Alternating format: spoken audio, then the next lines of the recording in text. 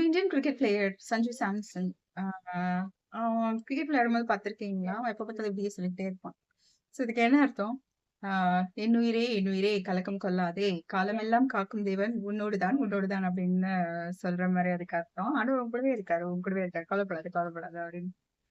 So இந்த மாரி நம்ம நம்மளுக்குள்ளேயே சொல்லிக்கிறது எவ்வளோ இம்பார்ட்டன்ட் தெரியுமா? ஸோ எந்த ஒரு சிச்சுவேஷன் வந்தாலும், கடவுள் நம்ம கூட தான் இருக்காங்க.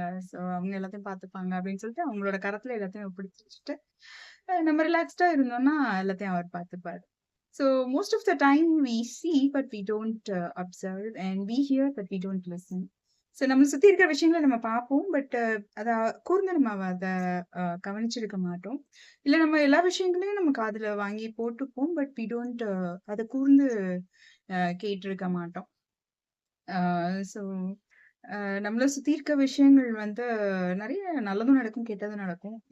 கெட்டதா நடக்கும்பொழுது அது நம்மள பாதிச்சிடாத படிக்க, நல்ல விஷயங்கள நம்ம அதிகமா நம்ம மைண்ட்லயும், இதயத்திலயும் நம்ம எடுத்துக்கிட்டே வந்தோம் அப்டின்னா, நம்மளோட வாழ்க்கை வந்து நல்லாருக்கும். ஸோ நல்லதே நெனச்சோம்னா நல்லதே நடக்கும். நான் நிர்மலா சிங்கராயன், உங்களோட பாசிட்டிவ் சைக்காலஜிஸ்ட்.